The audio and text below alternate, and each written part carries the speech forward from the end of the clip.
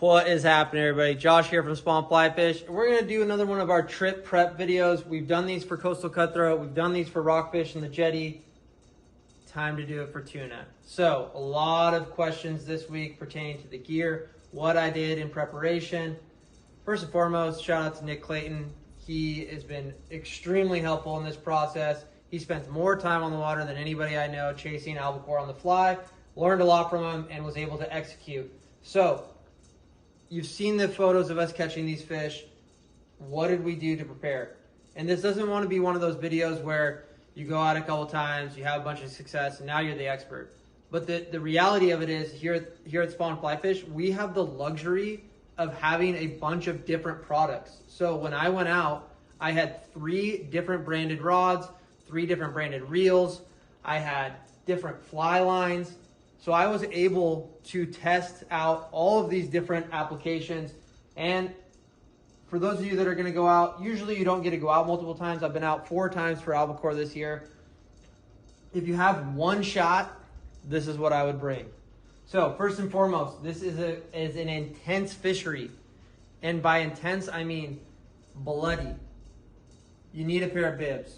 Get yourself a pair of Grunin's bibs. We have them. They're not expensive. You'll use these for a lot of other things here in the Pacific Northwest. So this isn't just one of those costs that is just for a one-time deal. You'll be able to use this over and over again here in the Pacific Northwest. It's going to protect your gear. You're going to ruin whatever you're wearing if fishing's good. The other thing, you should have a belt attached to that and bring a pair of pliers. It doesn't have to be these Dr. Slick ones. These are the ones we offer. You'll be able to cut, you'll be able to retie. A lot of times those tuna are fully ingesting the fly. It's down there, they're shaking all over the place.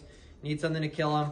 Need something to get that fly out, get it back in the water while fishing's really, really good. So those are two no-brainers. The rest, I'm sure people have found success in other ways, but this is what worked for us.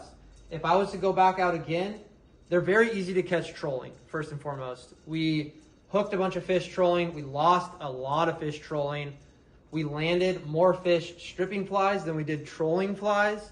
But if you're going to have multiple rods out there, I would have one rigged up to troll.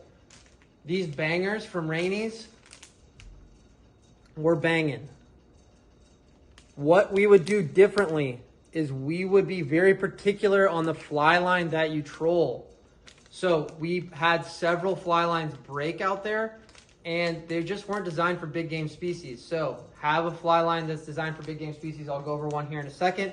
But what I would do with this is I would run at least 80-pound fluoro. If you can get 100 through this, great, but at least 80-pound fluoro on the troll. So when we're trolling a spread, generally, we're using 100-pound. You're just cranking that fish in while they get bait in the water so that you're able to catch more fish and keep the fish coming up. But these bangers work exceptionally well. You shouldn't lose them on 80-pound. This was the color that was working really well. The red or the orange and yellow also worked very well. But again, if you're going to rig these up, they're not very cheap, and you're going to use a troll rod and just a standard rod that you're going to strip in, I would have something like that rigged up. Trolling, not nearly as fun.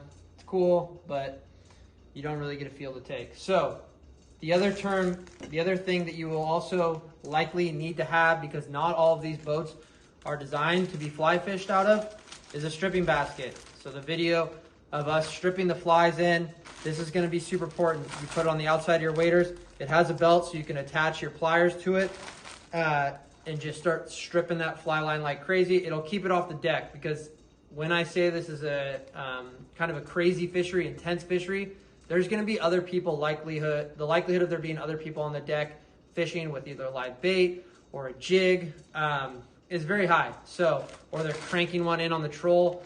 So you got to make the most of your opportunity on a fly, and this is going to help you make the most of it. Thank you, sir. Alrighty, we're jumping into things. Fly line. I was a big fan of the Leviathan. So if you're going to go out and you're going to get one opportunity, you got one rod to rig, I would rig it with this. I was very, very happy. It got down into the zone. So what we would do with this fly line And this was not one that broke. So we had fly lines that weren't designed for these big game species. And I think when they broke on the troll. We didn't break any fly lines when reeling in a fish. But this one was primarily used for stripping in flies. So what we would do is we get the fish going, launch the fly line out there as far as I can, feed it some more line so it's about 70 feet behind the boat because you're going to be drifting a little bit. And then one of the deckhands or whoever you're fishing with, have them throw out some live anchovies. The tuna will come up boiling and strip like mad through. And we found a lot of success doing that. It was very, very cool. Off that fly line to one of these bait fish flies that we have here, we used 40-pound fluoro. So it's a lot lighter than the troll setup. And we fished bait fish flies. I was fortunate enough to fish some really awesome flies that Pete tied. But these are all awesome examples of what will undoubtedly work when you strip it through that live bait that's thrown out there. So you can put a spawn head on it if you're tying yourself. We don't sell any of those commercially produced flies. Nick Clayton's caught so many on our spawn heads, and it's unbelievable to see that in action. But these bait fish flies in profile and strip them fast as those anchovies are getting smashed is going to be very, very successful. Okay, I'll do the rod next. We use 3 different types of rods from all different price points. For me, this is a tough one to convince somebody that's going to come in here and maybe get out albacore fishing a couple times in a season to spend a ton of money. We use the Echo EPR. Echo does a great job. You could use the Boost Blue 12 weight. I did use a 12 weight, and I think that was it was a good weight rod for this. So I would recommend that. I would recommend that over spending a ton of money on one of those higher end rods. If you're going to use a 12 weight a ton throughout the year, then you can start to think about that. But I mean, I was ecstatic with how they performed, especially lifting power. These tuna aren't going to swim crazy out there. At least we didn't feel it. They are all going down, and you're going to have that lifting strength. And these rods performed very, very well. We had one go under the boat. I was able to put the rod tip all the way under. No issues. Didn't get hooked in the motor or anything. So I was super stoked on that. The reel, we didn't have any reel failures. So the reels that we used all did very well. We had Nautilus and Waterworks. The Lightspeed M that I used, I was super stoked on. So you see that in the videos that we've shared on Instagram. The drag type cranks down really nicely. Big arbor, stacked plenty of backing on that. These things are sweet. They are a little expensive. You could definitely get by with a 10 weight reel. I know people will be like, you definitely could do that. We had one on the boat. It performed just fine. And we were very happy with that. One issue that I did run into that maybe it's just I'm shitty at putting backing on. I don't think so. I put a lot of backing on. One of them had 30-pound gel spun on. It's a pretty thin diameter, I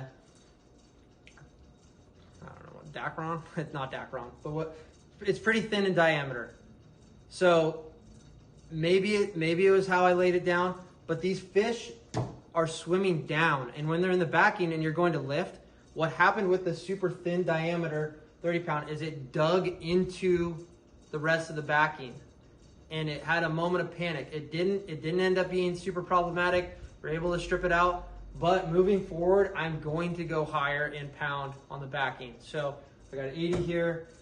We got some 100-pound. I will be switching that out so that we don't have to worry about that ever again. I think that kind of covers the gamut for what we wanted to talk about. If you get seasick, put a patch on, take an edible, whatever your trick is.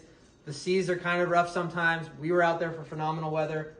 We caught a bunch of albacore on the fly. It was really, really fun. It's a fishery unlike any other. The wildlife out there, the sea life is incredible. You will catch some sharks, potentially. So if you're on a bait stop for a long period of time, you might lose some flies. I would recommend bringing a handful. You shouldn't lose them on the troll like we did. Now that I'm going to be switching some of the trolling tactics up a bit. But yeah, again, we were fortunate to bring out a bunch of different gear. We were fortunate enough to find a bunch of fish that are willing to play. And that is something that Nick Clayton has said over and over again. It's just like any other fishery. If you find fish that are willing to participate, it can be lights out. Other times it can definitely be frustrating stripping a fly through. I think that really does it.